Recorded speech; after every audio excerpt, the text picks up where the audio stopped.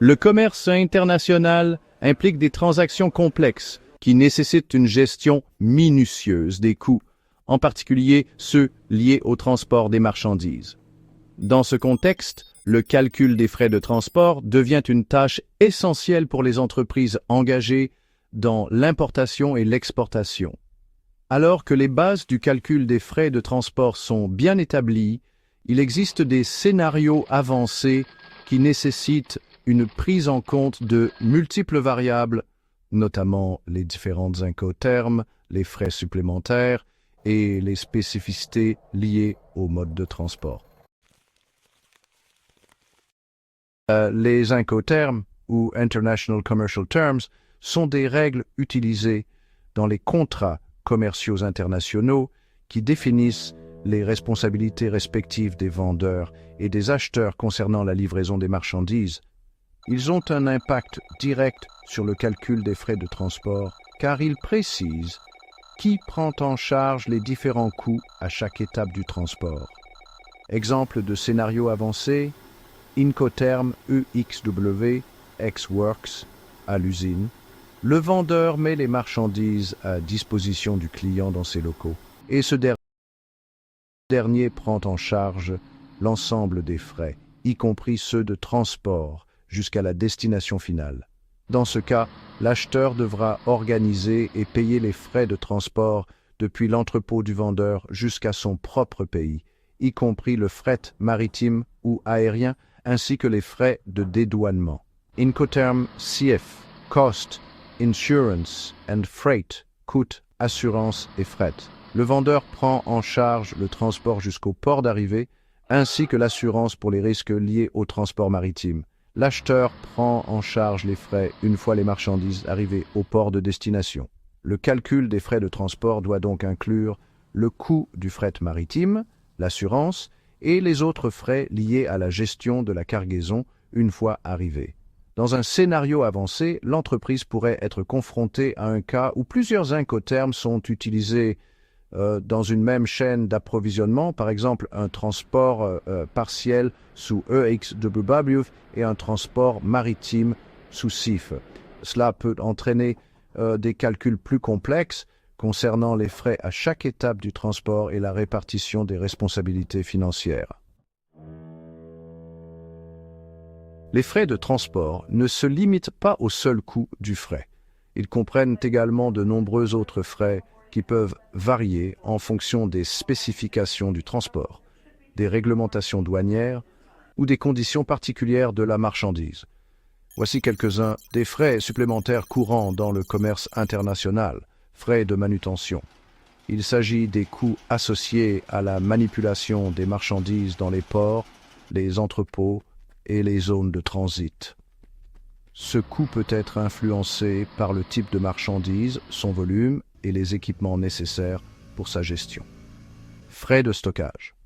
Lorsque les marchandises sont stockées avant, pendant ou après le transport, des frais de stockage peuvent être appliqués, surtout si le temps de transit est long ou si les marchandises sont entreposées dans des zones à coûts élevés comme les ports ou les aéroports.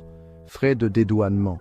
Chaque importation ou exportation de marchandises est soumise à un processus de dédouanement qui implique des frais administratifs, des taxes et parfois des frais pour les inspections douanières.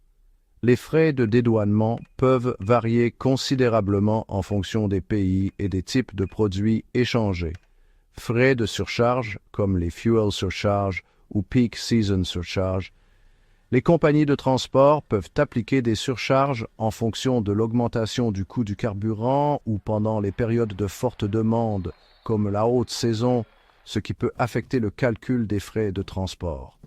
Frais de transfert entre modes de transport. Dans les cas où les marchandises sont transférées entre différents modes de transport, par exemple du transport maritime vers le transport routier, des frais peuvent être associés à ce transfert, notamment la gestion de la cargaison et la coordination des différents moyens de transport. Un autre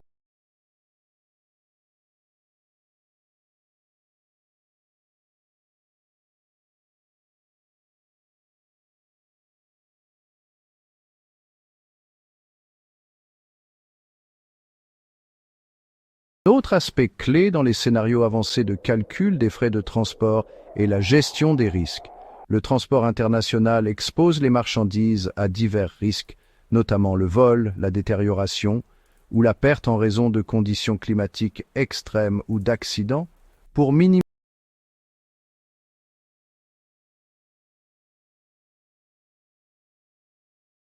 minimiser ces risques, les entreprises souscrivent souvent des assurances de transport, mais cela a un coût qui doit être intégré dans le calcul global des frais. Assurance maritime et aérienne. Lorsqu'une entreprise choisit de transporter ses biens par voie maritime ou aérienne, elle peut souscrire une assurance pour couvrir la perte ou les dommages subis pendant le transport. Le coût de cette assurance dépend de la valeur des biens, du mode de transport et du niveau de couverture choisi. Évaluation des risques liés au pays et aux régions. Le choix des routes maritimes, des aéroports et des points de passage peut influencer le niveau de risque et donc les frais associés. Par exemple, certaines régions sont considérées comme plus à risque en raison de la piraterie, de conflits ou de conditions climatiques extrêmes. Ce facteur peut entraîner des frais d'assurance plus élevés ou des coûts supplémentaires pour éviter ces zones. Dans un scénario avancé, une entreprise peut choisir d'utiliser un transport multimodal, c'est-à-dire combiner plusieurs modes de transport, par exemple transport maritime, ferroviaire et routier. Le calcul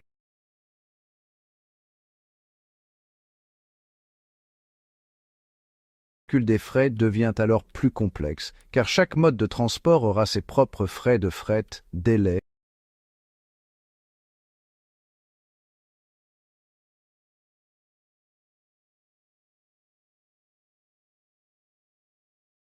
et conditions. Voici des éléments à prendre en compte. Tarification par poids ou volume. Le calcul du fret peut être basé sur le poids ou le volume de la marchandise. Dans un scénario multimodal, cela peut impliquer une combinaison des deux méthodes, ce qui rend le calcul des frais plus complexe, surtout lorsqu'il y a une variation importante de volume ou de poids entre les différents modes de transport. Durée du transport et délai de livraison. Le temps nécessaire pour transporter les marchandises d'un mode de transport à un autre peut affecter le coût total du fret. Par exemple, un transport maritime peut être plus lent mais moins coûteux que le transport aérien, tandis qu'un transport ferroviaire peut offrir un compromis en termes de coût et de rapidité. Gestion des documents et des formalités douanières. Un transport multimodal peut entraîner des exigences documentaires et douanières supplémentaires. Chaque mode de transport a ses propres réglementations et les marchandises peuvent nécessiter plusieurs formalités de dédouanement. Cela peut augmenter les frais administratifs et les coûts liés à la gestion des documents. Le calcul des frais de transport en commerce international dans des scénarios avancés implique une prise en compte détaillée des coûts directs et indirects associés au transport des marchandises.